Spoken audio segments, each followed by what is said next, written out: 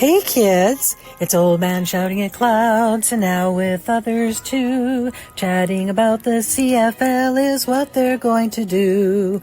Some have no contacts and others have no clues.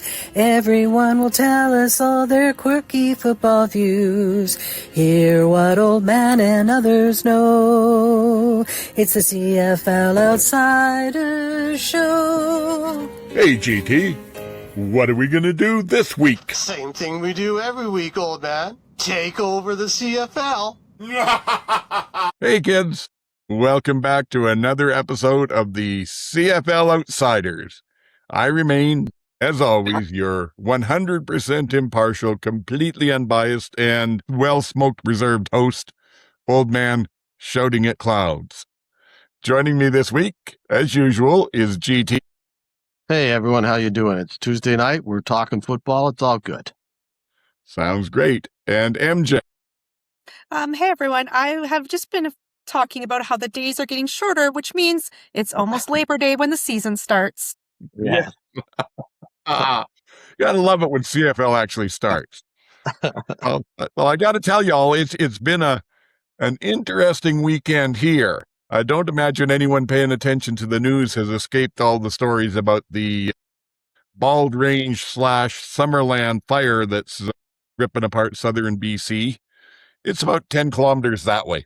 So it's been a fun weekend. It started on Friday. We got put on evacuation alert when it happened. And so the go bags are packed and we're ready to go. But so far, fortunately for us, unfortunately for the folks down in Summerland, the fire's headed south. And fingers are crossed that we're going to get through it okay. And maybe they may even rescind the alerts by this weekend unless the weather changes a lot. But it's been a very smoky and possibly anxious weekend, I guess. Yeah, stressful, very stressful.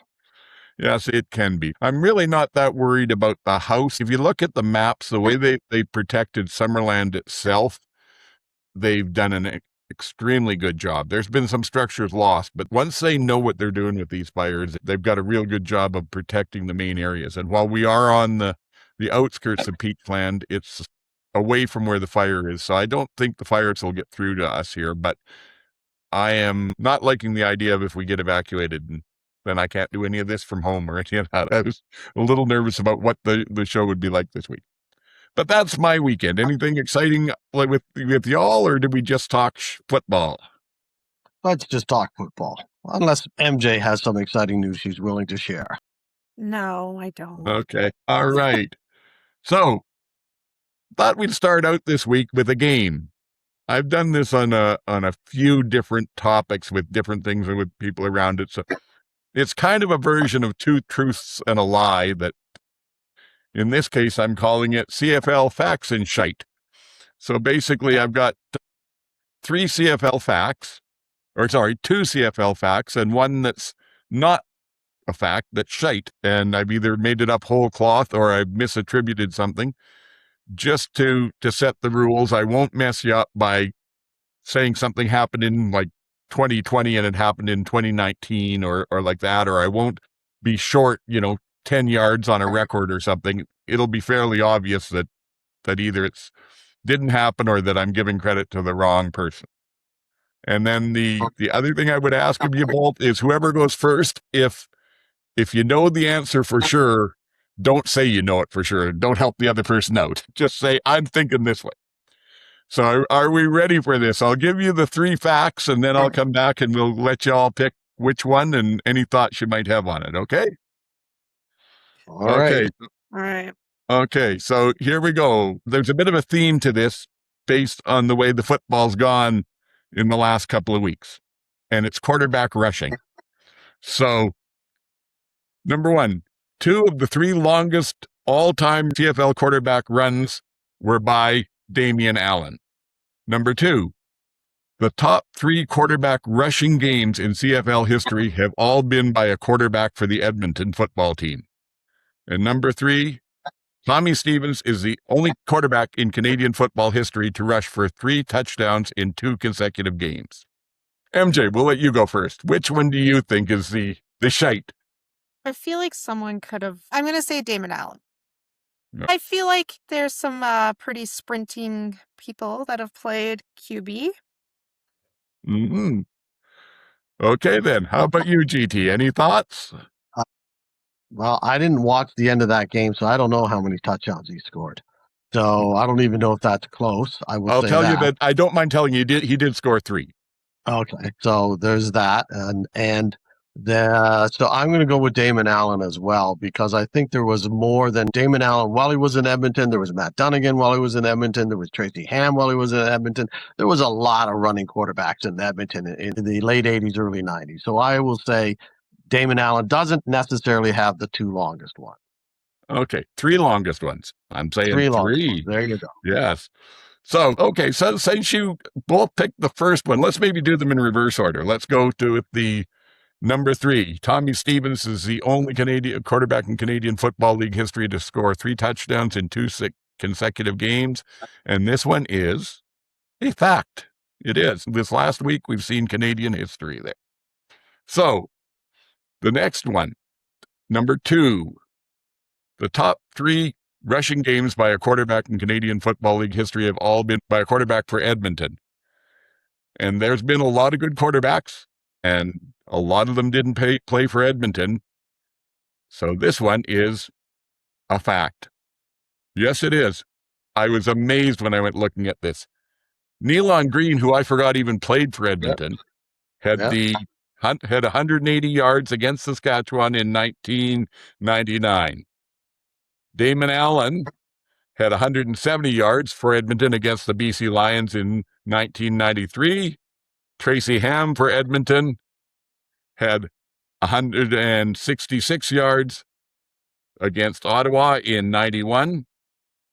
And Tommy Stevens had 163 yards against the Saskatchewan Roughriders when he was with Calgary in 22. Number 5, just so you know what inspired this, was Caden Salter with his 160 yards against Winnipeg. So he was number 5. So that means Damon Allen did not have 2 of the top 3 longest runs by a quarterback. In fact, Damon Allen didn't have any of the top 3 runs by a quarterback. But here, I'll give you a chance for bonus points. 2 of the 3 longest runs by a quarterback ever were by one quarterback. Feel like guessing who that might have been? So when you say longest runs, do you mean like a single run, or do you mean total in a game? No, I'm saying single run from scrimmage. Single run from scrimmage. A starting quarterback or a play quarterback? Well, they were on the roster. They didn't necessarily start the game. No. Well, I'm going to go with Tommy Stevens in that 68-yarder against Saskatchewan a few years ago. I think, and this plays into what I had added to the agenda last minute there. But nonetheless, yes, I'm going to say Tommy Stevens in the 68-yarder. You're right. I should have looked. I didn't see who they were against. That one was obviously against Saskatchewan. He also had a 71-yard rush. Okay. Might have been in that same game because he had 163 yards total. So he was 85 and 71, or actually, no, if it was 68 yards, it didn't even include that one. He had an 85 and a 71-yard run while he was with the Stampeders. And the third one was Nathan Rourke with 70 yards.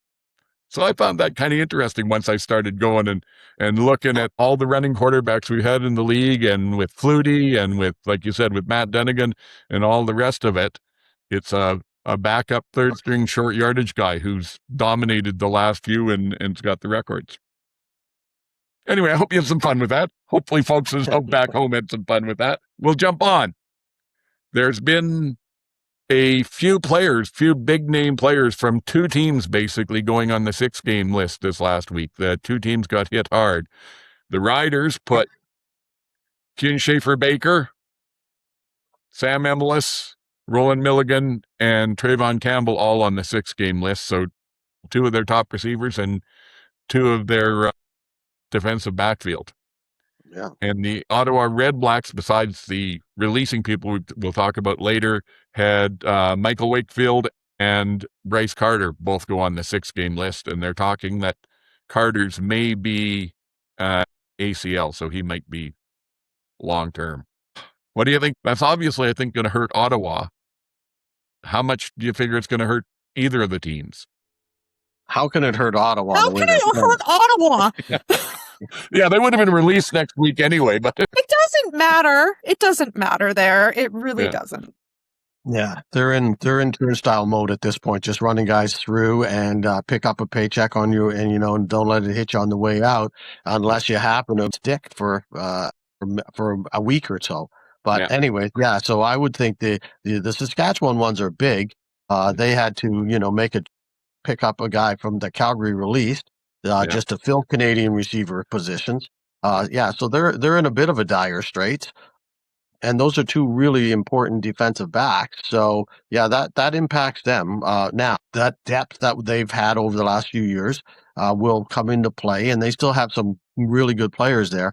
But if they're long-term, more than even the 6 games, I think they're in a pretty safe position because I honestly beginning to feel like this West is starting to get top-heavy. Unless BC can make a run, it doesn't feel like anybody's going to catch Saskatchewan or Edmonton for first or second. It's going to be a dogfight down there at the bottom end between the last 3 for the last 2 positions, but I don't see those top 2 having to sweat it too much. So I tend to agree with you. Like you say, with Ottawa, I don't know. It certainly won't help them, but who knows with it. With Saskatchewan, Edouard has come in and filled in extremely well for Milligan. I've been impressed by that. And they bumped Lacombo out to corner, which I think is a more natural position. So they've done okay there, but they're thin now. If anything else goes, they could have real trouble. I think the receivers against that Ottawa defense, having a couple of rookies in there didn't hurt so bad. I don't think that'll be the case this week in Hamilton. I don't see them putting on near as much of an offensive showcase against Hamilton. If Bo was in there, I would think it would probably be a foregone conclusion. So we'll see with Frost in or whoever they start. But anyway, there were those. Next thing, MJ, you mentioned something about BC and tickets. Yeah, so you can Google it to find the link, but the BC Lions are giving away a pair of free tickets for anyone who has not been to a game before or who hasn't been to a game since 2019. You can sign up. They'll send you 2 digital tickets. I'm not sure what game it's for. I was too scared to keep going in case I accidentally got tickets and couldn't use them. But yeah, if you're out there, you haven't been to a game in a while, go check it out for free. Go have some fun. That's great promotion. I don't know how the season ticket holders will feel about it, but their attendance was down this week, so I can see them wanting to pump that up. The Argos and the Lions are in tough because this is a little out of sight, out of mind. If you haven't been playing there for a few months, like everyone else had low attendance and working up, they're almost starting at beginning and trying to work up again. So exactly. work to do. yeah, the only problem with that is there's the age-old adage that, if you give somebody something for free, they'll never pay for it again. Yeah. And that's always been a problem with papering the house in any sport, where they just won't come back unless they continue to get them free. So that's a challenge. I get what they're trying to do and hope to entice them. I like the idea of the concert, that they did better, but this year they didn't have that opportunity. So I can understand them trying to do something.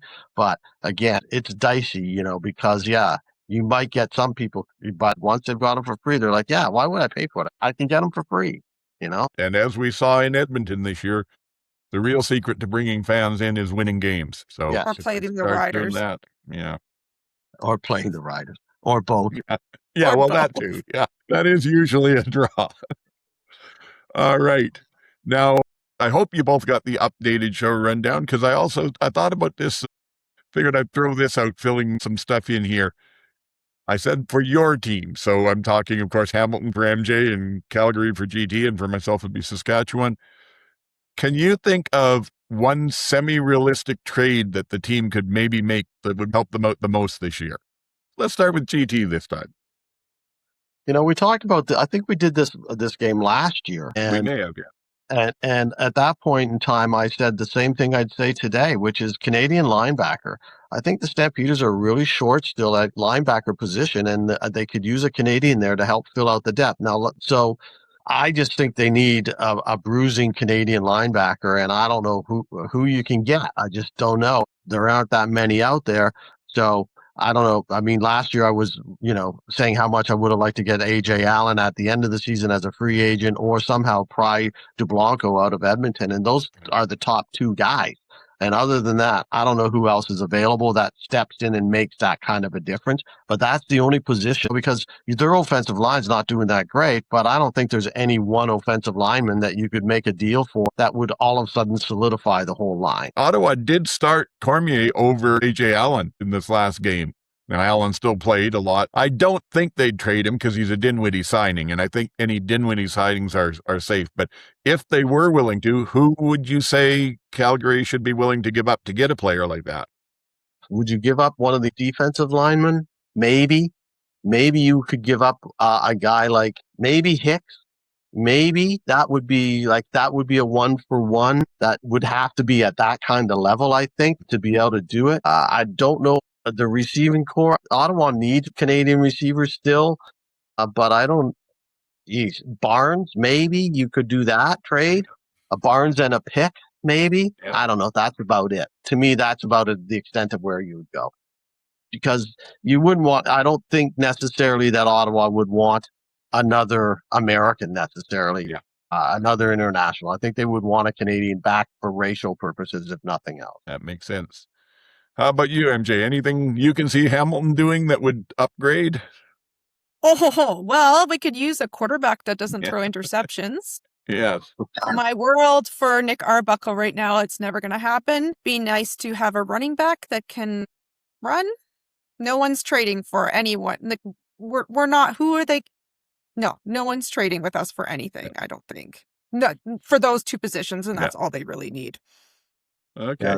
Yeah, I think, MJ, you and I are in the same position in that the wants outweigh the needs, or the needs outweigh the wants, or whatever the case may be, because you're not going to get back what you want. There's nobody out there to fill the void that you have, though. For myself, I was noodling this around. This is what sort of prompted the question on my part, looking at the Riders, and they could use someone now with the injuries. They could use some help, a little more depth in the defensive backfield. But I really think that the one weak spot they've got right now on the team is possibly their fifth lineman, whether it's Fry in there, who's been serviceable but not great, or Johnson. It'll cover it in injuries, but they both did not participate this week, so we'll see. So that's the only thing I could see, and I don't know that this would be a realistic trade, but I'm wondering, with the fire sales going on in Ottawa, if you went to Dinwiddie and talked about maybe how does he feel about Desjardins on the line, and offer him a Jack Cohen and a couple of picks, maybe a first and second round pick. If you wait a couple weeks, he'll probably be cut and you can just pick him up. Yeah, there is that too. But then he can sign with anyone. If you make the trade, and I don't know what's left on his contract at all anyway, but I just thought that was an interesting little exercise, because really when I started thinking about it, there's not a lot of trades in the CFL, and I don't know that almost any of the teams that are any kind of contenders could really upgrade themselves with what anybody else would be willing to trade at this point. Right. Maybe once Ottawa is officially out of the playoffs or something, but there we were. But just out of curiosity, now that the season continues to move forward, I assume the trade deadline also moves forward. So I don't, it was I think early October previously. So I wonder if it's mid-September this year. That's something I'll have to look up and see when that is. Yeah. It's a great point. I never even considered that. Yeah. We'll see. Anyway, when I sent out the show rundown, you came back, GT, with a thought that I'm assuming you want to talk about. I didn't put it on there. I didn't do a revise. I just figured I'd throw it out to you now. So, tired of Tommy. Yeah, and I saw a quick comeback from MJ, but I wonder if we're talking about two different Tommies. Oh, I don't know. You go first. I'm tired of the Tommy Stevens train, wagon, whatever, hyperbole, whatever you want to call it. It's just getting out of control. This is ridiculous. I appreciate how good a player is. I watched him for 3 years in the red and white. I saw him rip off those 68-yarders. I saw what kind of a player he was. Then last year, he did it again in the green and white. So why is it 5 years in, TSN and all these websites and all the fans are all of a sudden treating him like he's just exploded onto the scene, like he didn't exist before? Like all of a sudden this miracle man has come out of nowhere and he's now the savior. It's like, okay, there's no Chris Trevor, so now we have to make it Tommy Stevens. That's almost what it feels like. It's like, just get over it. It's like, if this guy has been doing this, if you haven't been able to see this for 5 years, you haven't been watching the CFL for the last 5 years. So it just is making me nuts every time I turn the television on and they start the yakking again on TSN about, oh, it's Tommy time. Here he comes. Now they're going to just run out the last 5 minutes. This is the fresh, new, exciting football from Saskatchewan. It's like, come on, guys. This is like not new. This is not new. Get over it. Like, give the man his due. He does what he does really well, but it's not new. Get over it. Move on.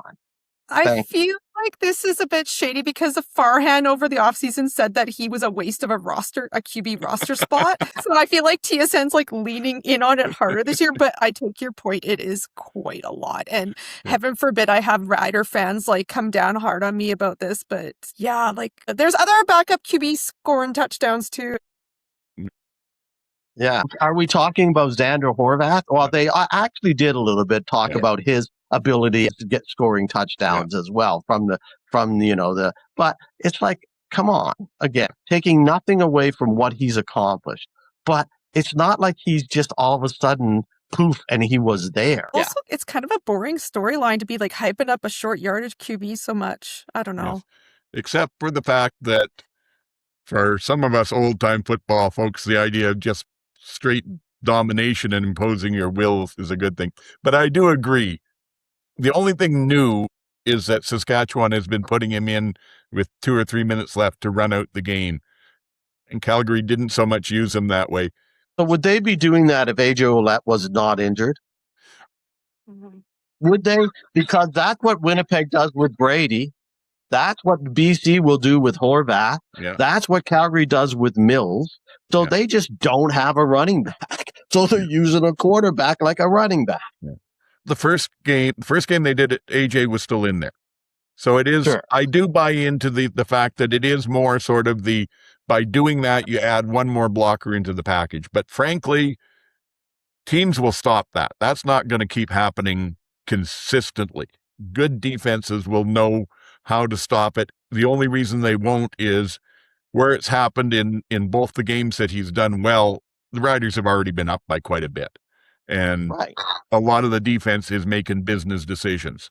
So Tommy is great. I agree with that. I love the style of football. I posted this week a picture of him with the Vince Lombardi quote that says, everyone knows where you're going. The question is, can they stop it? Because that's what it feels like right now. And I'm as guilty as anyone of buying into that hype because I like smash mouth football. But I do agree. Back when I used to coach minor levels, teams that were run heavy, there was a coach in the league who used to say, oh yeah, bub up the middle. It's not football. It's bub up the middle with this at professional football. And we'll see how long it goes on. But yeah, I feel you on it.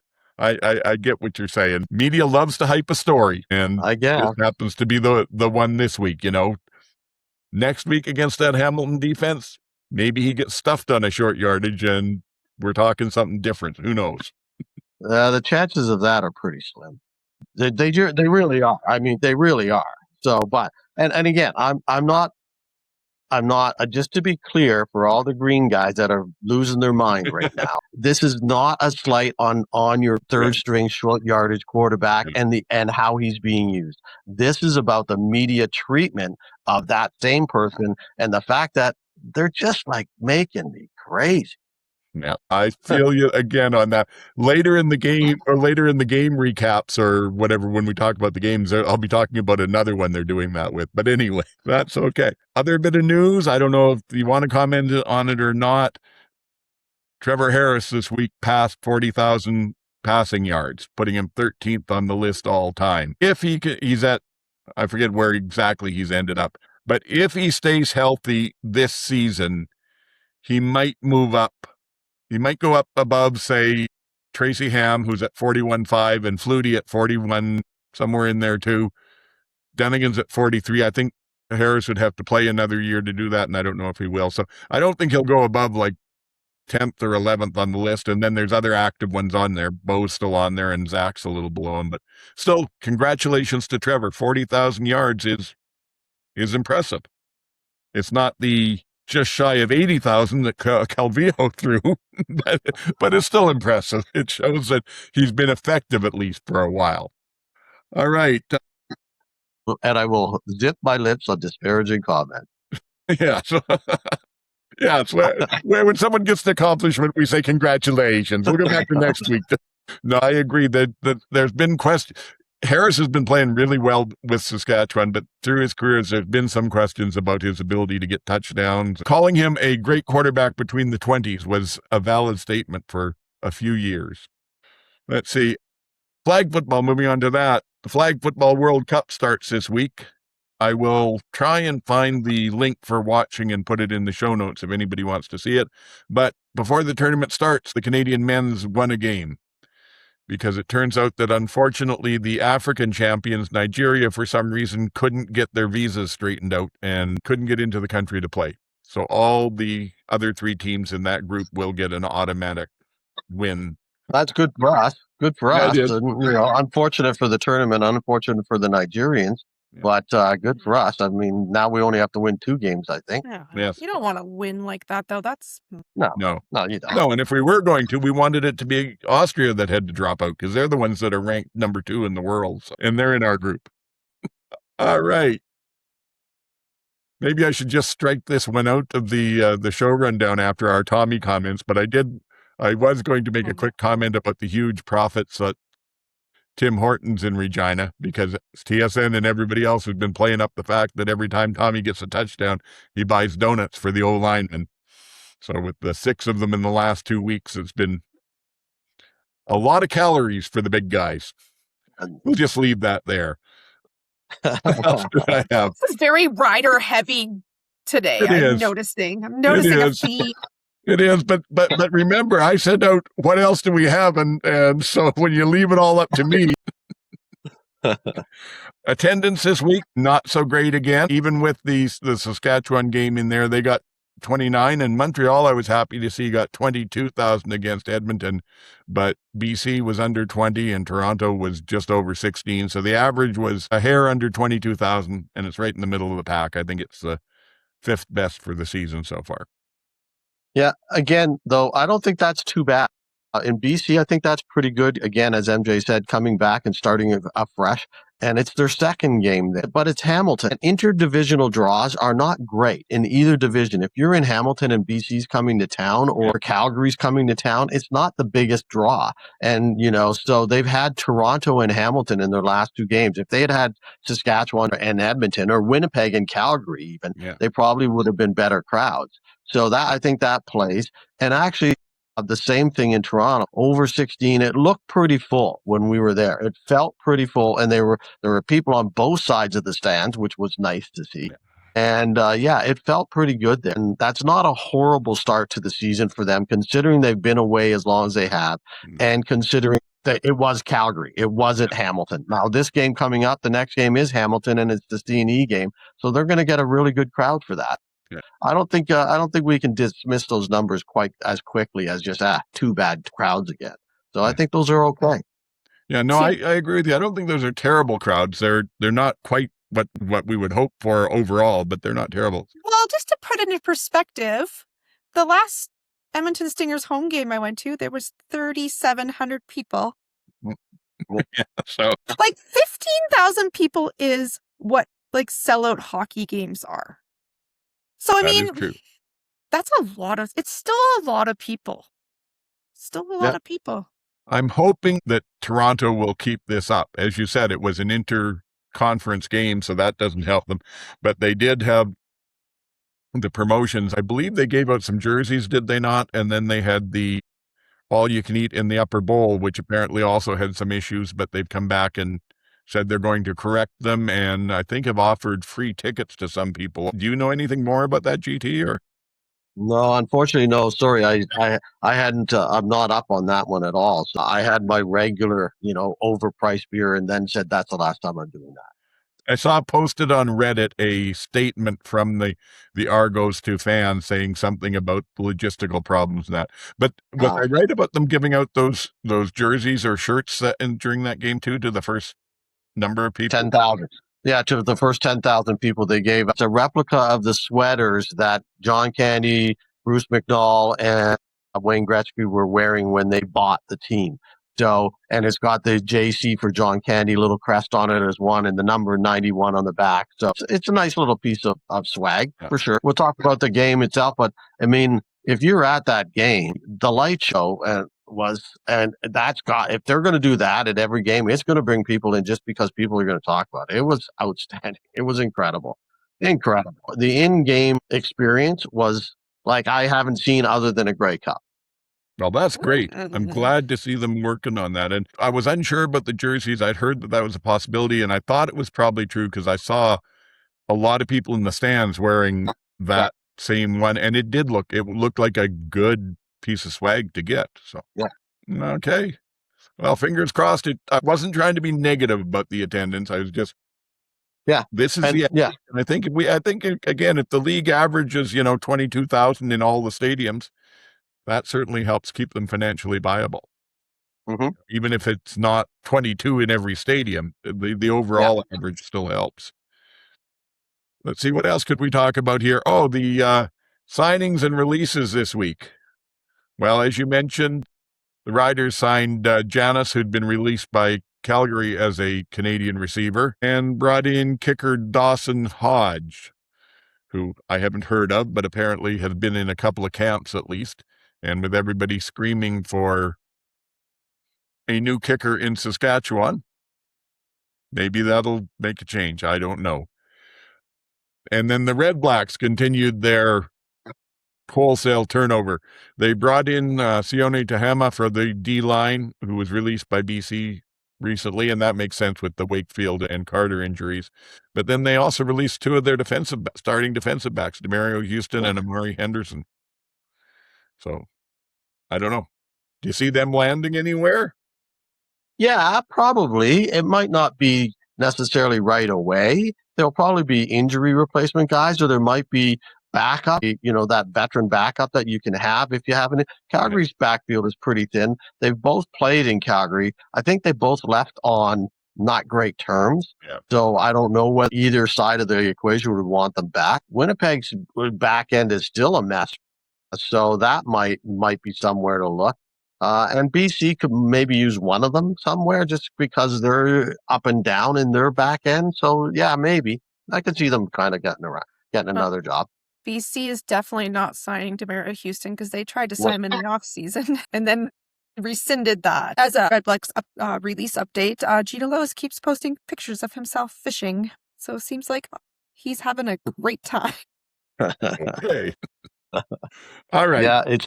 The Redblacks are a piece of work right now. They are, and it's funny. The defense seems to be taking the brunt of it with only a week under a new DC, and they've upended the entire backside of that defense. So, and they're shedding a lot of semi-high paid players. Ones that have been brought in with reasonably good deals under free agency. I think Henderson came from last year, but Houston, I believe, was signed this year, which sort of puts a lie to what I said about anybody Dinwiddie picked up in free agency would be safe. Maybe he is just going through anyone. So who knows? Will Bell be gone if he doesn't start producing? That's a lot of money to be paying for a running back who isn't running. Yeah. Anyway, let's go on to the games themselves. And you mentioned the Calgary game in Toronto. Calgary 30 at Toronto 33. The game started really well for Calgary when Mix fumbled on, I think, the first Toronto offensive play, and they managed to convert that into a touchdown from Mills.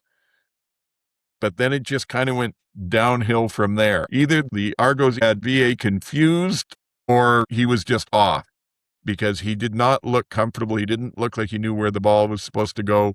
He ended up with 159 yards in passing, so not great. They also gave up a punt return to Grant, so special teams didn't help a whole lot. They took 88 yards in penalties. That didn't help. Kelly threw 4 interceptions, so that should have helped Calgary too. But with all of that, they were still in the game with over a little under a minute or a little over a minute left, I think. A 30-30 tie at midfield. They get 3rd and 1, and Dickinson decides to channel the Arkells and go 3rd and 1 from the gun, which doesn't work. Turns the ball over to Toronto. They get in field goal range and basically seal it with a relatively easy field goal. We can talk about other stuff that happened, but let's go to GT. I'm guessing you were at the game, and I was. In-game experience. How about performance on the field from either team? I don't know how to describe it, honestly, because it was like neither team wanted to win. Calgary's defense played exceptionally well, other than one play late in the game that allowed Toronto to get close enough for that field goal, because they just didn't. Toronto's 3rd and 1 or 2nd and 1, where Kelly fired the ball down the field to Coxie, I believe it was, for about 30 yards.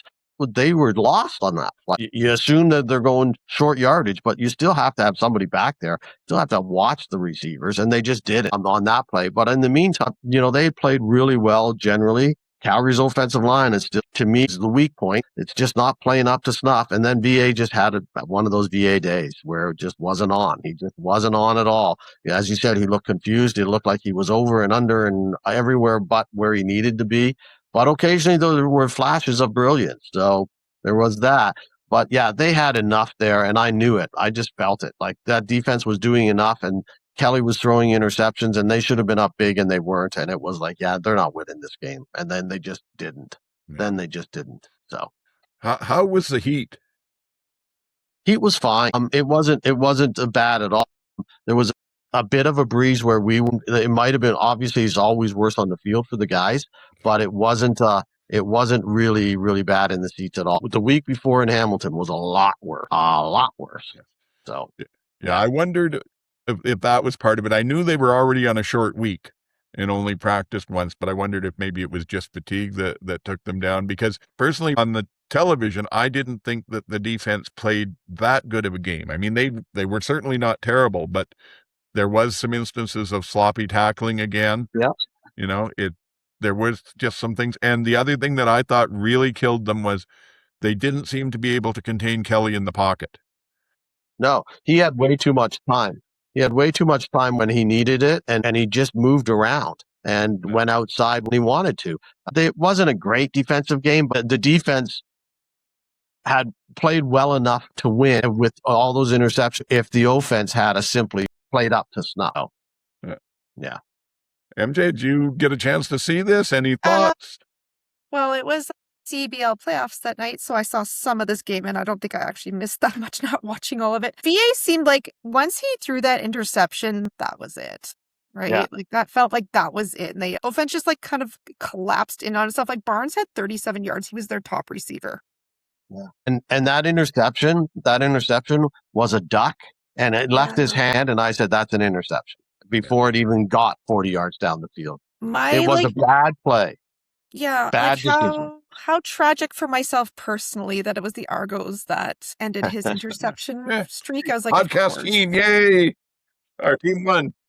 I mean, the O-line did not help him because they had 4 sacks on VA and bad night all around. Bright spots for Calgary that LaBrosse had 2 interceptions. I mean, I feel like I have to put little asterisks next to whenever they play Chad Kelly because it's not hard to seemingly get an interception against him. It kind of just lands in your lap. But he got 2 receptions. That guy has just played himself into a starting job. It's just been so impressive to watch. 4 interceptions. You should not win that game. That's stupid. Yeah. I believe there was also a couple of turnovers other than the interceptions. There was the fumble, as you mentioned earlier. It wasn't just the interception. They should have won the game, but they did. Yeah, it just seemed like not a... I don't know. I didn't enjoy any of this game that I watched. Yeah. And you mentioned Barnes was their leading receiver, and the bulk of his stuff was on one catch, which was a fantastic catch right at I think at the end of the first half, wasn't it? Where VA kind of underthrew him down on the goal line, and he had to fight back to it and set up a touchdown. So there were some great plays. And was Brissett on the field? I believe. Yeah, he made a couple of catches, but not No, much. he was not. He did not make a single catch.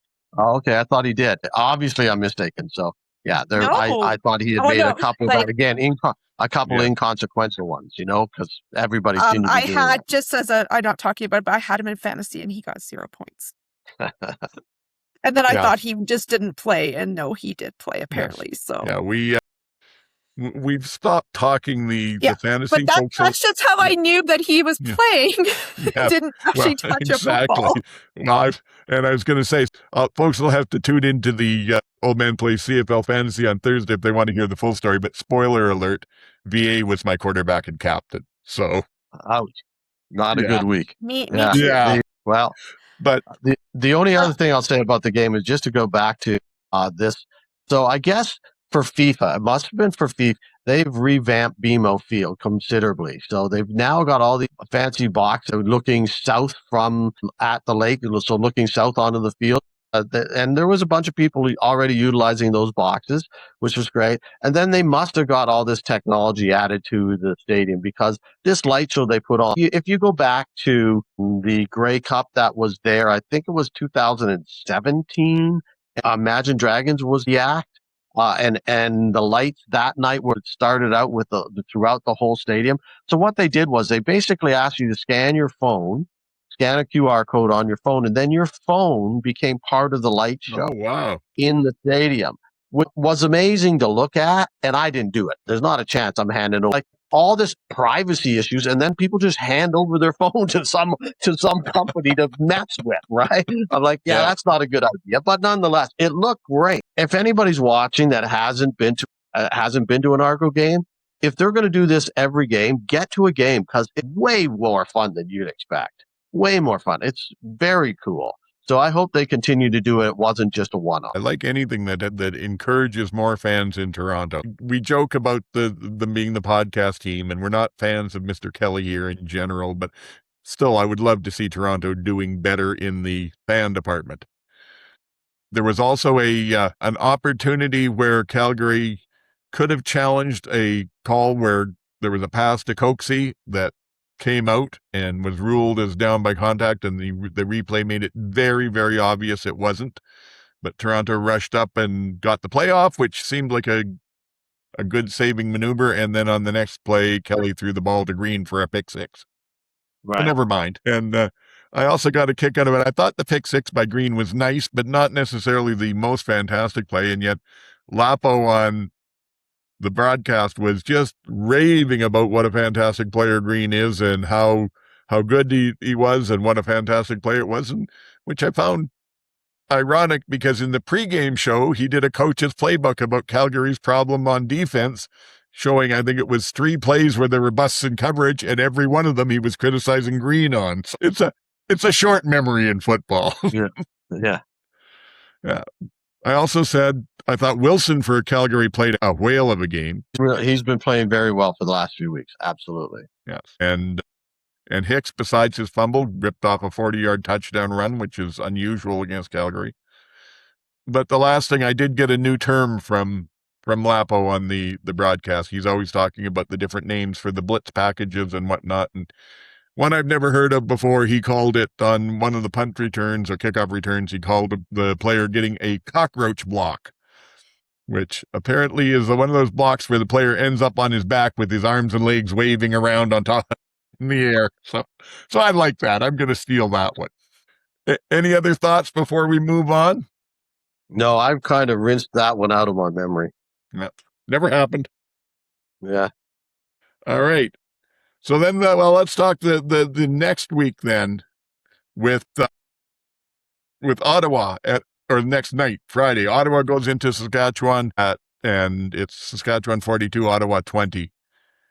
And basically, to me, the story of this game, or not necessarily the story, but Saskatchewan came out with energy like you would not believe. They looked like they were ready to take on the world. They've had some slow starts this year.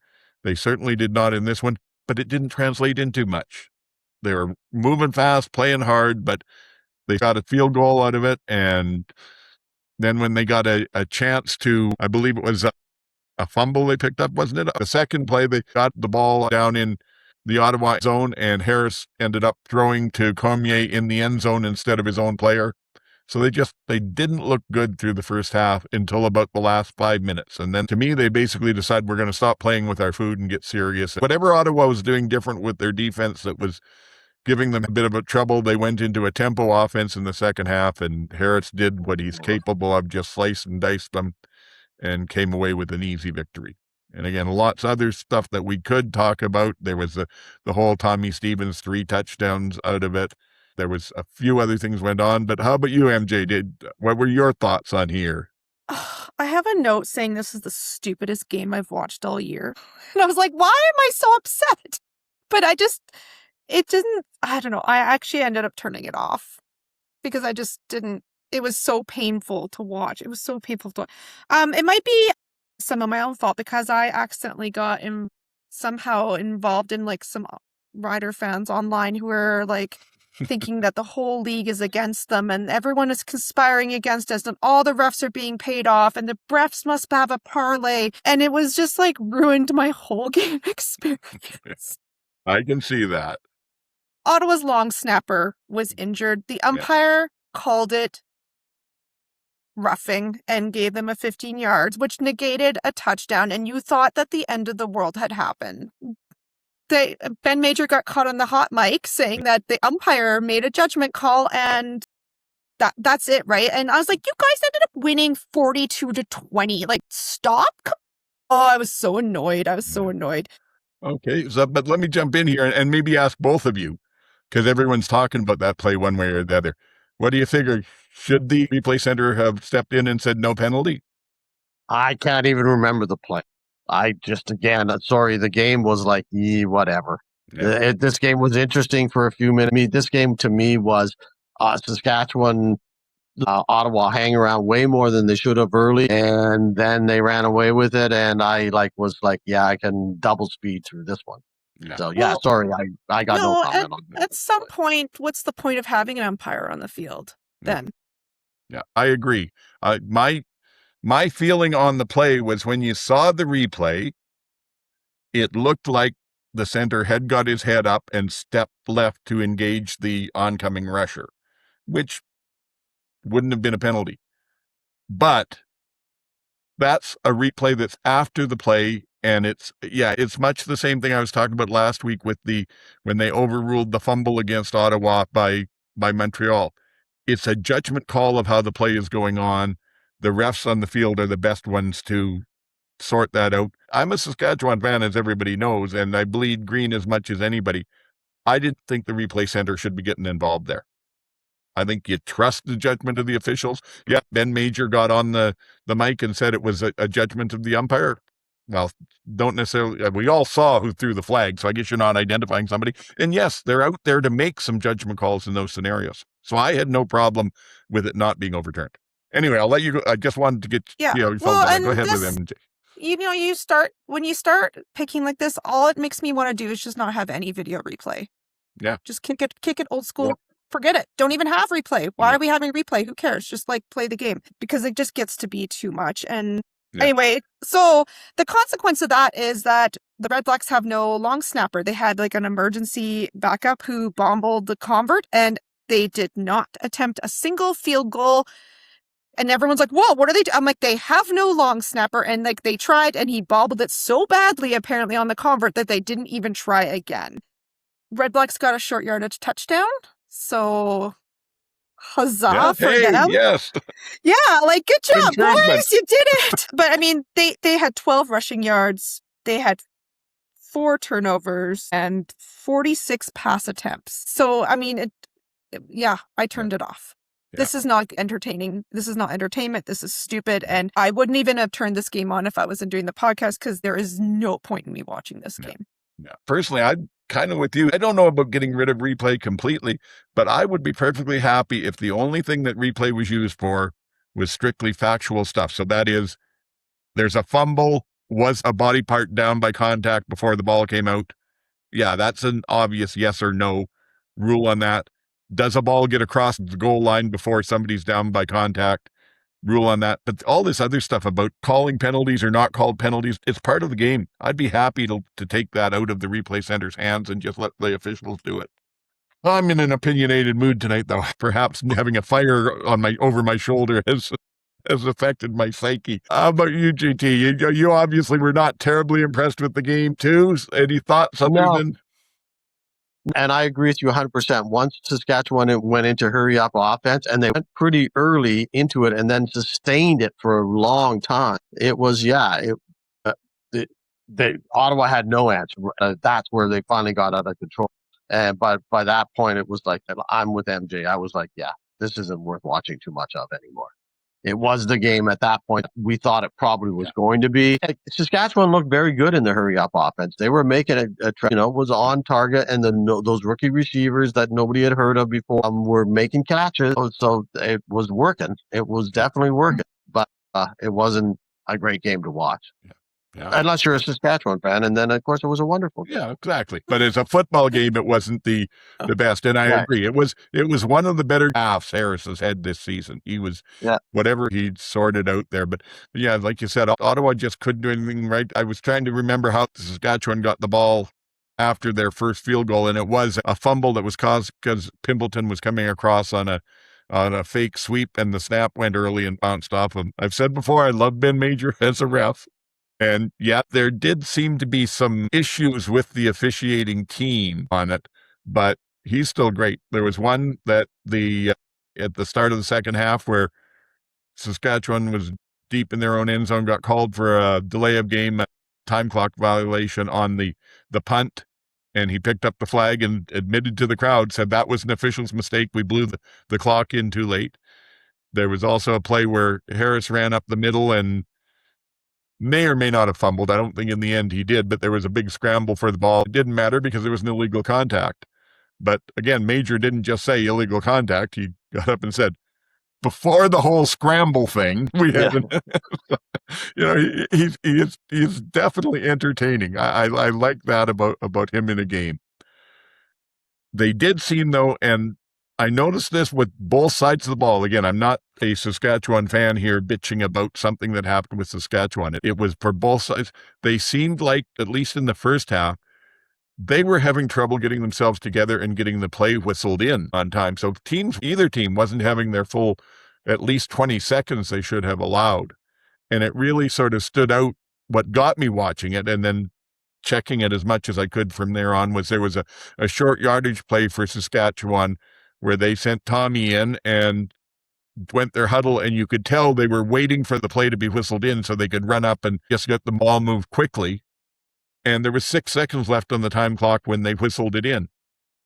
So they rushed up and then took an offside or an illegal procedure. I don't know why they were having so much trouble getting it into play from there. Anything else? Yeah, I don't think they'll do near as well against the Hamilton defense, but two of the Saskatchewan backups, Deshaun Mims and Jete, Dylan Jete, I think it is, had fantastic games. Jete's their second-round draft pick this year, and he made a couple of nice catches, a touchdown, and one that should have been intercepted, and he came back and stepped in front of the DB to get the ball. So I was impressed by that. And then the last thing that I had was, again, credit where it's due, Luke Wilson doing his analysis as Trevor Harris as a flanker on the short yardage play. And the fact that he just goes out and stands in the wide receiver spot and does nothing. And so they had some fun with that, and I did enjoy it. But I also thought him and whoever was doing the play-by-play, I remember, was it Rod Smith, I think? Anyway, they were talking about how it's obvious at some point they have to throw it to Harris out there. At some point they're looking for Harris to be uncovered. I don't think you'll ever see the ball thrown to Harris. Why would you take a chance on getting your 40-year-old quarterback hit? That seems to be a trend this year, too, because VA does the exact same thing. And I think, and I saw even the one guy could throw the ball in Rourke doing the same thing on Saturday. So it seems to be a trend that with the short yardage, the quarterback is sort of out there as a wasted position. Why don't you have a guy who can at least block, if nothing else? So it's strange. Exactly. And with BC with Nathan, I can see it because Horvath isn't a quarterback, so they have to have a quarterback on the field.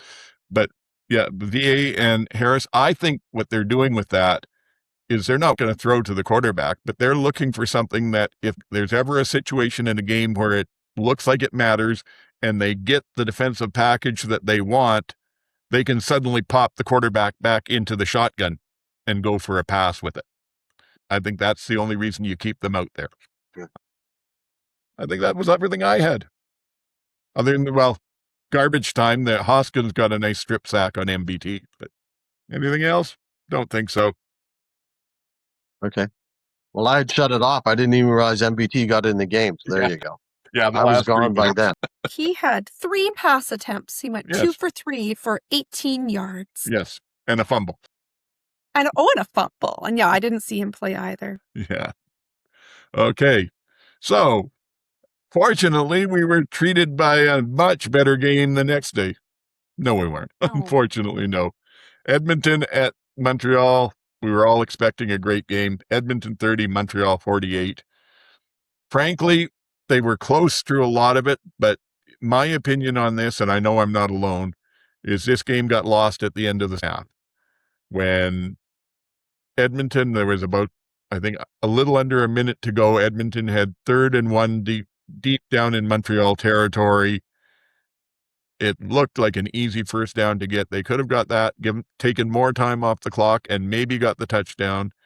Instead, Killen decided to play safe and went for the field goal, left enough time on the clock that Montreal came back and kicked a field goal before the half was over, so that was a wash. And it just, I don't want to say that Edmonton gave up at that point, but it seemed to take something out of them. It was honestly, especially once we got into like that fourth quarter, it was the first time all season I felt like there were Edmonton players that were just playing out the game. Let's get out of here. And I haven't seen that from them yet. To me, that was the biggest thing in the whole game. GT, do you agree with that? Do you have other thoughts? Yeah, I agree with you. That seemed to be the turning point, because at that point it did seem to be a slugfest going back and forth. And then that was a strange decision, and Fajardo was not happy by any means. He was livid with the decision. I thought it was longer than a yard. I thought it was closer to 2. So I do understand that that makes a big difference. Yeah. I get why Killam did it. As they said on the broadcast, you got to take the points against Montreal when you can get it. But it came back to bite them, as they also said it could, and it did. And then in the second half, Montreal just came out and just took it to them and just was done. And you're right. It looked like, by the end of that game, it was, let's just get out of here. But Montreal was just dominant, and there was some unbelievable passing by Davis Alexander again. It was unbelievable. And the catch in the end zone by Philpott for that touchdown was incredible. So it was still a fun game. It was a much, I mean, it was a blowout kind of a game score-wise, but it was a much funner game to watch. That game the night before, so blowout to blowout, it was a lot better to watch, entertainment value-wise. So I give it that, and I stayed watching that to the end. There were 2 things with the field goal. They were deep in Montreal territory, so if they hadn't got the first down, Montreal would have had a lot more distance to go to get back into field goal range in short time, so it still would have been a wash with it.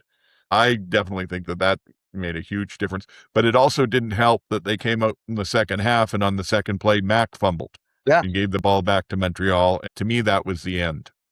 How about you, MJ? You picked Montreal, so you get to not wear a Montreal jersey. No, I don't have to. Yeah, Alexander and Philpott, that 50-yard touchdown pass was just spectacular. I was like, I think you could put 6 DBs on Philpott and he would still come up with that catch. Like, 3 touchdowns. Cody and Mac also had a really nice long deep pass, and that. But by that time, like, I feel like Montreal's like playing zone by then, and they don't care. But it still was really nice. Powell. They put Powell in, and he got murdered, like, out of the field. He, like, was laying on the field all, like, broken, and then he was, like, got up, he's, like, put his hands up, he's, like, touchdown, I did it. Like, he just wanted to make sure it was a touchdown. It's annoying. It's annoying how good this is, because Edmonton is supposed to be the second, if not second best team in the league, and they looked bad against the Alouettes. This is kind of like watching Anthony Calvillo and Ben Cahoon with Don Matthews on the sideline. Just running up scores every week, just tearing your supposedly amazing team apart and not even being a little bit sorry about it. And then my last, it's Alexander. I was just joking. Like some say like the best relationship is Alexander and Philpott, but I contend that the best relationship is Davis Alexander and the fans at Molson Percival Stadium. Yes. Yeah, I saw you post during the game that you want to go to a game in Montreal, and I agree with you. All I want to do is go to a game in Montreal. The relationship he has with those fans is just, you can't even put, I don't even know how to describe it. You can't even put a price on it. It's just incredible. Yes. Got to feel good for Montreal and their fans. They are playing really well. They were down 4 defensive starters. I mean, and they still did that. So, and they shut the Elks out of 2 quarters. The Elks didn't score in the first or the third, and you can't do that. And I always joke that Montreal's sleeping in the third, and they scored 10 points in the third, so they finally have figured that out. And the other bit of hype that's out there in the league right now, Mr. Philpott, another 3 touchdowns and 131 yards. And it's getting far enough into the season now that I think it's safe to say, and knock on wood, barring anything that takes him out for a few games, he'll definitely win the receiving title, and he may set a new record, which would be wonderful. Yeah. And he wasn't even their top receiver of that game. It was Sneed. Yeah. And again, he only used 4 receivers again. Like Sneed, Philpott, Speak. Three. Sneed, Philpott, and Speaker, basically. That's all he needs. Yeah, they were pointing out in the game that Philpott's the number 1 receiver in the league. Sneed is number 2. And they're both quite a bit ahead of anybody else. So, It was also, though, it was a little bit of an ugly game with penalties. I mean, not terrible, but most of the games when I'm looking at them this year, the teams are frankly taking 3-4 penalties for under 50 yards. It's been a very clean season, whereas this one, Edmonton took 5 for 68 and Montreal 7 for 89. So it did have an impact, but not huge, not by any means. No, it's... I don't know what it's going to take to knock Montreal off their game, but... Anthony Calvillo and Ben Cahoon all over again. And all of our Eastern teams are just going to sit and watch them just pass us by. Yeah. Yes. And speaking of those Eastern teams, another one of them, Hamilton, went into BC. And no. Well, let's see now. Was this what was the score on the first game? Oh, it was a 3-point game. So this one was also a 3-point game, one of the closest games of the weekend, but not good football. Hamilton had basically no offense.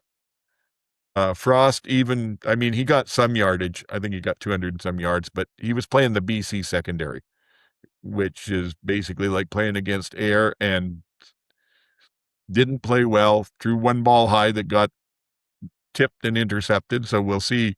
Again, they were playing the old apology thing for Milanovic. Well, he won't keep a player in there if he turns over the ball. We'll see who starts this week. But I don't know. Ford got benched mid-game. Frost is out there throwing the same interceptions. Exactly. But on the other side, Nathan in his first game back did not look good. And this is where I was saying about TSN making a big deal of something where they shouldn't have. I could not believe Glenn Suter basically refusing to admit that Nathan can be a less than perfect quarterback. He was highly critical of Frost at times. Anytime anything went wrong for Nathan, it was the problem of the receivers or the O-line or something. And to the point that Nathan had at one point had a man coming across the middle where you're going to get hit. Everybody knows that. The ball went about 4 yards short of him, and Suter's on there saying, well, I think Nathan put that one in the ground to protect his player. No, if you're going to protect the player, you're not going to call that play. Suter also accused Witten McManus of faking an injury. Yes. Yeah. And then when Witten McManus eventually came on, he's like, look, he's not injured. LOL. Basic. And I was like, Glenn, this is a veteran player. You don't need to be. No, I was so upset. You don't need to be doing stuff like that. And even if he was faking it, even if he was, you don't need to like go on about it. And then when he comes back on, be like, oh, I guess he's not so injured after all. Like, come on. Yeah, no, that's for us in the stands. That's not for television. Yeah, that's for me to say, not you. Yeah, TV present. I think Nathan did throw a couple interceptions. He also had one that was a fantastic pick by Panabaker that got called back by an offside call. So he did not look good to me. You know, maybe his other shoulder is still bothering him a lot.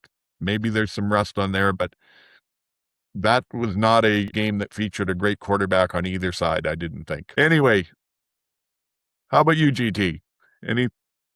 Yeah, no, I thought it was a fun game. Again to watch.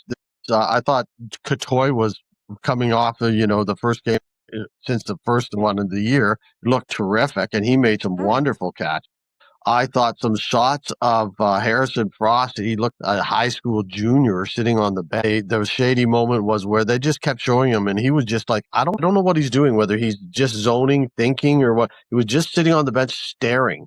And just stare, and it looked like he was about to break down and cry at any moment. It was almost like that. And then at the end of the game, it almost looked like he was going to break down and cry. But he looked like literally a high school junior. He looked so young. It was unbelievable. So I felt kind of bad for presentation. But he had some moments where he was slinging the ball as well and throwing. And, you can say what you want, but he is a pocket guy, and that is Milanovic's guy. And he's not giving up that job. Unless he gets injured, there's no one else getting until Bo comes back. That's going to be their guy. So, that's, everything else that we can say about Milanovic, he's not going to give it up. He's not. Frost is his guy now. Yeah. Scott did not help him out because they only ran Roundtree 3 times. Yeah. Right. That too with the backup 13 quarterback. 13 yards. Yeah. And Frost had 33 pass attempts. Like, you're not helping your rookie. No, I would cry too. I would sit on that bench and cry too if that's what happened to me. Well, and with no running game, BC just released the hounds and he could not handle the pressure. I mean, anybody coming up against them has seen now heavy pressure seems to work right now. So, Yeah, I was also assured that the Ticats had a good defense and they did not play well. Despite. Okay, so my husband sent me a video of a guy with butter sticks on his fingers. He's like, the guy's like, oh, I'm open, I'm pass to me. And he's like, oh. A BC receiver, Receivers. No, guys, I can do it this time. Like, And that's what it was. And it was like nothing to do with the Hamilton defense at all. They just stood and watched them like fumbling the ball around. Yeah, the BC Lions special teams, they got more than 5 yards on a return. The returner did not run into his own players, so much improved. Sean White, man, his range is getting pretty low. Yes, he's money when he's within range, but yeah, that's tough for them. And then besides Glenn Suter being so annoying, TSN put up a betting ad during Andre Prue's call, and I did not hear what the call was. They just came back and the game was on, and all I learned was about betting, and I did not learn what the penalty was. I had a line that I was thinking about using, so maybe I'll throw it out there because I saw somebody else talking about the betting ads in Alberta. So I was going to ask you, what's the over-under on the number of betting ads you see in any given day right now, MJ? All right. Let me tell you, I talked about this in Fantasy, but I have betting ads. I have, if I listen to a podcast, every ad break has 2 to 3 betting ads. There's billboards in my city. My Gmail has ads. They're all betting ads. Everyone's Reddit is betting ads. Radio, betting ads.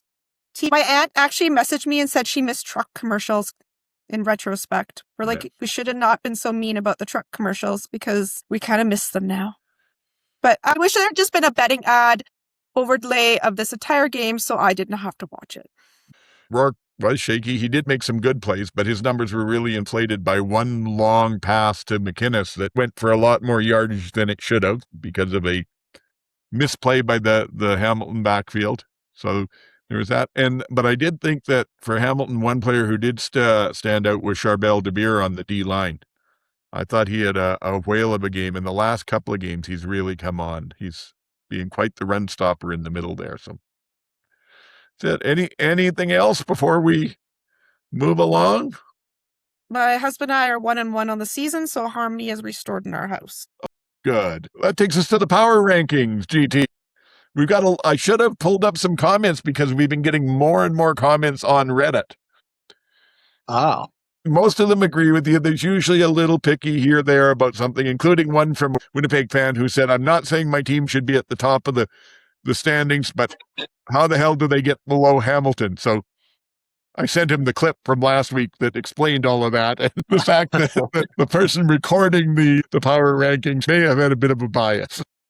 I still think they should. I'm not saying you're We'll see wrong, where everyone is this week. but GT did sort of leave it up in the air. And if he thinks Winnipeg is a good team right now, then I'm not sure what to tell this person. Yes. Yeah. I wouldn't be so cocky, sir. Your team is not great. Okay, so what do we have this week for power rankings, GT? Well, I think it's pretty obvious who's number one. That would be the Alouettes at Montreal at number one. It kind of gets crazy after that and I did think about it, and I just still put Edmonton at number two because I thought they at least played the number one team and looked, decent for a portion of it before they kind of folded the team.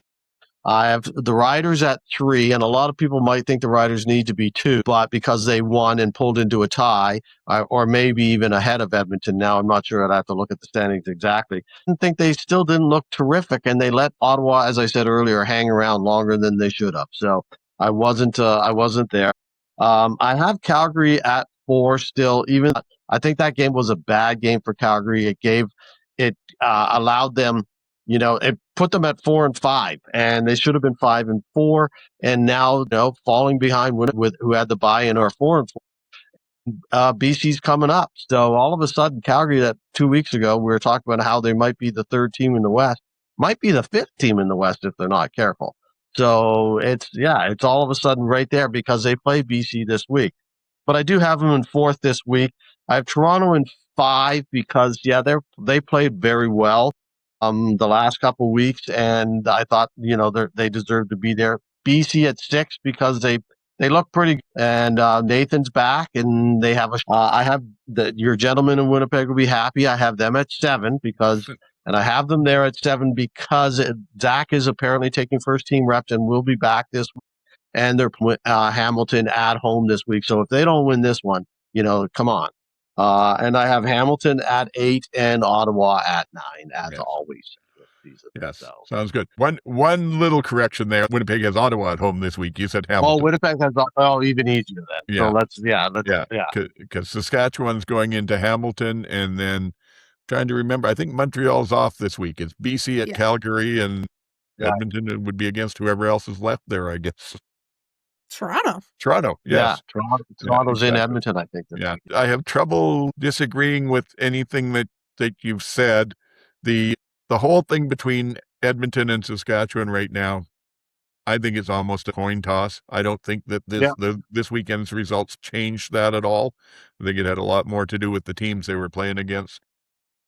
So there, and then Calgary, I think I said a week or two ago that Calgary had changed the discussion from the top 3 teams in the CFL to the top 4, but teams that are really in that top tier don't have games like that generally. So exactly. I think they're at the top of the second tier, but yeah. Any thoughts, MJ? I would contend Alouettes are in their own tier. Then it's like Elks and Riders in another tier, and then Calgary, Toronto, and BC are in another tier, and it's like down to the bottom. Maybe Ottawa's in its own terrible tier, but see, I'm not prepared to put Montreal head and shoulders above the other 2 right now because, yes, they had a fantastic game in Montreal against Edmonton, but they also lost to Edmonton earlier in the season in Edmonton. So, but in overtime on a questionable call. Yeah, maybe, but that's a win is a win, but Montreal stomped on them this weekend. If you had a statement game, that was it. And that was a big game for Cody and Austin Mack. They were going into their old barn, and they just got blown out. Okay. Well, we'll see how things go with the reactions from people on this one with any comments that we get. But it's nice to see people are paying attention and are passionate, and generally we're not seeing a lot of the vitriol that some of the power rankings seem to get. So I like that. All right, going. That means I either need to move things around a lot more, or we just have nicer people that are fans. I would suggest maybe you move Hamilton up a few spots again and get some people angry. Yes, there we go. Yeah. Maybe you just have your finger on the pulse of CFL fandom better than anyone else does. All right, injury reports for this week. What we've got so far. BC had Yates from the offensive line, did not participate today. He was in practice yesterday, so I don't know if something happened there that made it worse. Calgary, when I first looked at it, the Tuesday report wasn't out yet, and it looked bad. They had 3 of their 5 defensive backs did not participate, Alexander, Grant, and Webb, and then Hutchings was limited. But on Tuesday, they were all back at full, so I'm assuming that was just post-game nicks, and they were... But they were like on a little trip together. Yeah, gave them a little extra time to get the bruises out of the way. Ottawa, Jay did not participate, and I don't think he'll be back. They had his arm in an air cast. Carter and Wakefield, who've both gone on to the 6-game list, did not participate. And Lang from the D-line and Pearl from the O-line were limited. Winnipeg, Oliveira was limited. That was the only one. See, Toronto, Priester and O-lineman Randolph did not participate, and Hunter from the O-line was limited. Edmonton, again, both sides of the line, Beard on the offense and Fox on the defense did not participate, and Logan Jr. and Mechie did not participate. And Logan Jr. looked hurt fairly bad when he went off, so they may be down him. And then in Saskatchewan, they had Fry again, did not participate, and he was replaced by Johnson this week, and he did not participate. So I'm hoping they get one of them back, but we'll have to see. Hamilton, De Beer, after his great game, was limited, but both Lawler and Taranowski did not participate. So that won't help especially if Lawler's out. Something to keep in mind as you're making your game picks here. Yep. Yeah. And I know it's tough early. I mean, frankly, I picked Hamilton to beat BC last week. And if I'd seen the rosters at the end, I would have changed. I stuck to it because I'd picked it here, but I would have changed it because of quarterbacks, and not because Nathan Rourke was in for BC, but because Frost was in for Hamilton. And I think he's a disaster. I don't see him being the answer for them. So, but we got to make our picks now midweek, and I guess stick with them. So let's go. We've got BC going into Calgary. We'll let GT be the first pick on this one. I'm going with BC. I just don't think the Stampeders I think they're kind of in that midseason rut, and that VA's just not on the game again. He's going through mode, and I kind of think BC's defense is going to have a bit of a field. So I'm picking BC. MJ? I hope LaBrosse gets like 20 interceptions, but I think the last 2 weekends have been like, they won with Salter in a game they shouldn't have won. They won a game with Rourke back looking super rusty that they probably shouldn't have won. So I think that creates a lot of confidence and people rally around that. I think, VA had such a, I'll pick BC. I hope it's a fun game, but I would love a shootout. Okay. I'm hoping it's a shootout. I would love nothing more to see some high flying, but you might see LaBrosse and some other people with a bunch of picks. To me, the big question in this is what you said, GT. Did VA have a bad game, or is he going into a slump? Because historically, when he has a bad game, it seems to steamroll a little bit and keep happening. So that maybe makes it difficult to pick Calgary. But I'm going to be the outlier and pick Calgary anyway. Because I'm sorry, that BC defensive secondary is so bad.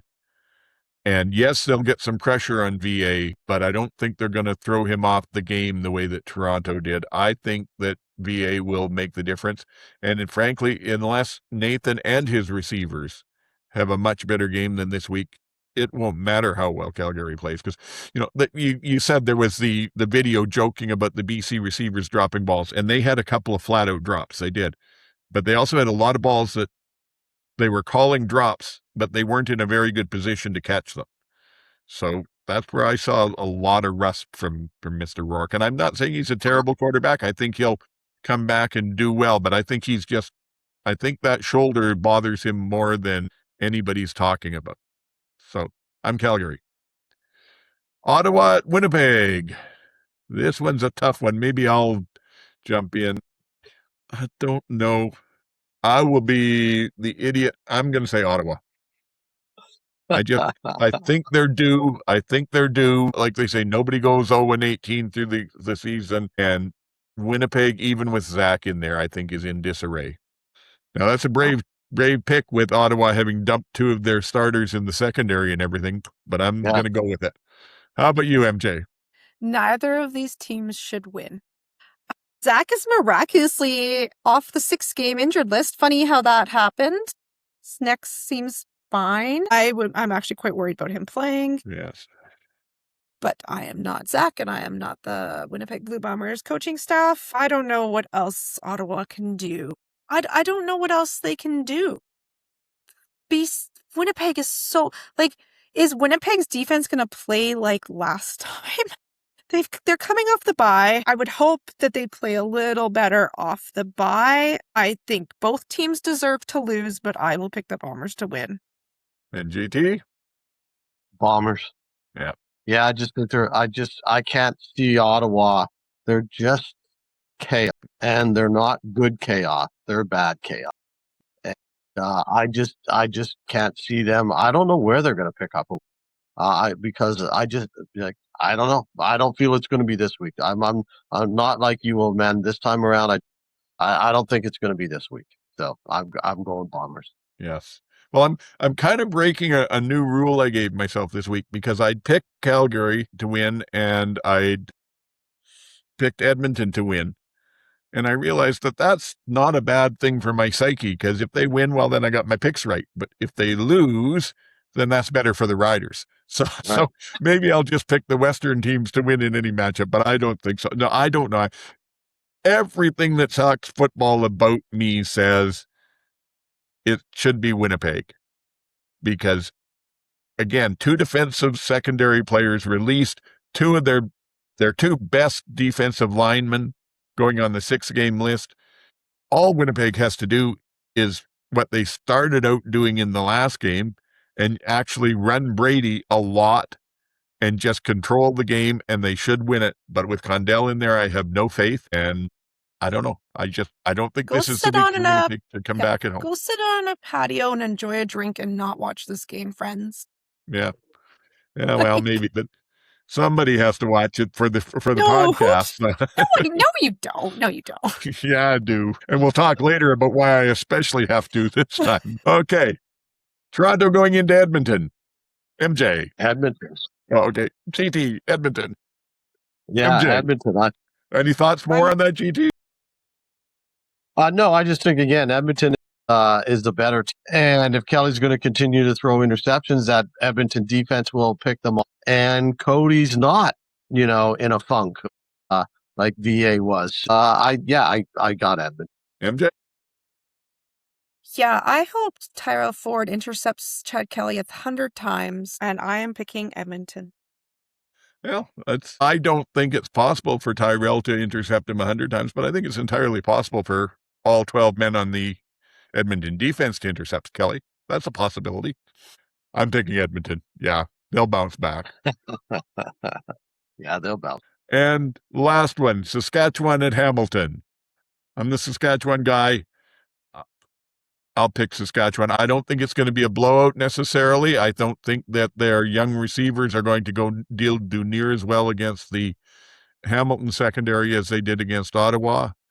But I don't think Hamilton can generate enough offense or special teams yardage to win the game. So I'm going Saskatchewan. How about you, MJ?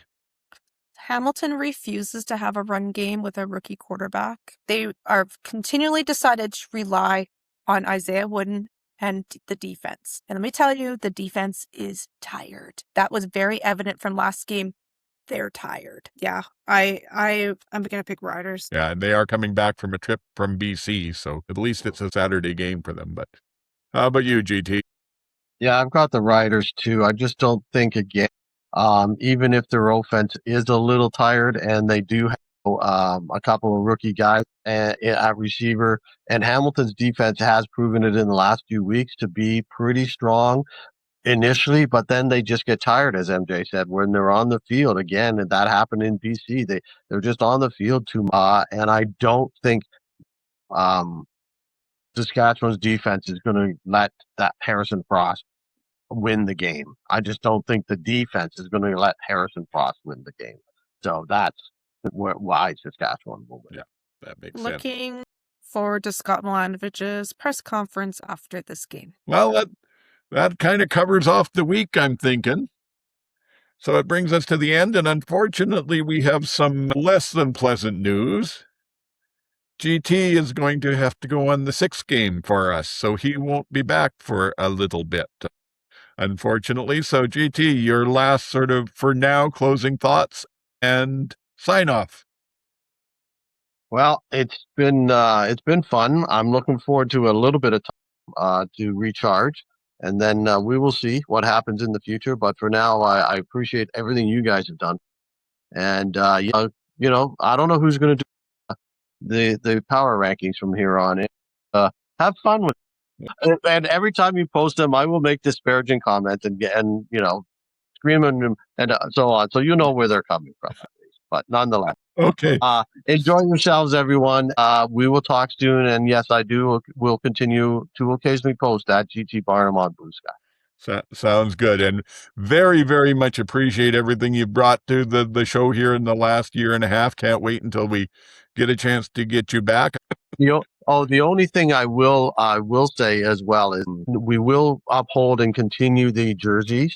Okay. So I will just keep that on the down low but the scores will continue. So in fact, the Toronto Calgary was finished last week, and it's now $157 for the Toronto jersey. If anyone, any other Argo fans are out there, please step up. It's a worthy cause with CFL fans, Fight Camp, and the other jerseys.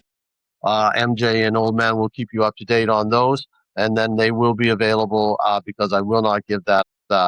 As Old Man has always said, you play the full team once you make a commitment. So those things I will continue to do.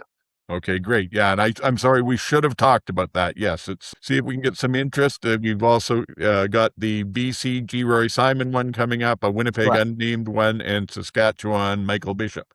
So a chance to pick up, and these are not jerseys that have just, somehow been knocking around out there. These are jerseys GT has collected. They're part of his beloved collection. Very, very good of you to put these up there to make some money for a very good cause. So please, if you're interested in the first one here, $157, let us know in the comments here. Reach out to us on any of the media platforms. Get yourself an authentic jersey and a good feeling from helping out the CFL fans fight camps. MJ, how about you? How do you even follow that? I'm actually really sad right now. Gonna miss you. Thank you. It's been a lot of fun. Well, there's as we are a Sea Bears secondary podcast, the CBL finals are on this week, Wednesday. Starting on Wednesday, the Sea Bears and the Honey Badgers are playing, so that's what's happening there. And hopefully we have some better football games, and it's just like a lights out sports weekend. You can find me on Instagram, or you can, make comments about the power rankings. And if I'm running them, Hamilton's at the top. Okay, we'll get some more comments then. And you can find me on Blue Sky planning my trip to Montreal. Sports and plants. Absolutely. And yeah, it has been a great run here with both of you with it. So that we'll see where we go now next week. Unfortunately, MJ's also on the 1-game list. So at this point, you're looking at me. We have reached out to the possibility of a special guest host, and we'll see what happens with that. But be prepared. Either you'll get a very pleasant surprise to someone that a lot of you may know and coming on and making sure I don't mess things up, or you get to put up with the old man monotone for a week on my own. We'll see what happens. But regardless, like anything else, we work through the adversity of it all and do what we can. Thank you for everyone who's subscribed. If you haven't yet, please do. Thank you for all the other stuff, the likes, the ratings, the rest of it. It's been a very enjoyable season so far, and we'll try our best to keep entertaining while GT has to step away. So that's about it for now. Until next week, for GT and MJ, this is Old Man saying, get the hell off my lawn.